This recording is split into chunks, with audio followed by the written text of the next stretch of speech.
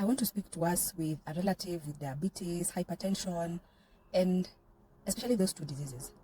Not monitoring and checking your blood sugar levels frequently and also your blood pressure can easily lead you to complications. And this is why, when you know what record your blood pressure is, meaning you take your blood pressure and you get that reading of 120/80, 130/80, 150/90 with a pulse rate, or you check your blood sugar, for example, where you check your fasting blood sugar in the morning when you wake up before eating anything, you're able to know with the medication that you took at night how well is your blood sugar regulated, so that you're able to know how your medication is working.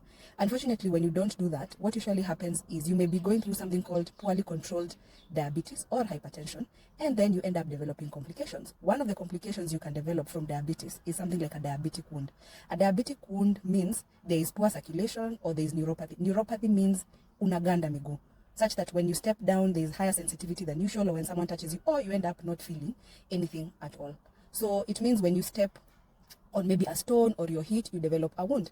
Now, if your sugars are not properly controlled, what will happen? That wound will easily progress to become complicated because the sugars are not well controlled, and infections love such kind of an environment. So it spreads from the foot and goes all the way up, and that's why you hear some people's feet have been cut off because there was no circulation and the toes died, became gangrenous, and they died. So I'm going to urge you today, if you know you're diabetic, please check your sugars regularly.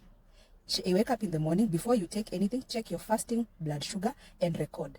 Number 2, have a record, meaning create a chart, or if it's in your phone, where you have the date, the kind of sugar you've checked, whether it's fasting blood sugar or random blood sugar, and then write it down. This will help you and your doctor be able to know how the sugars are being controlled.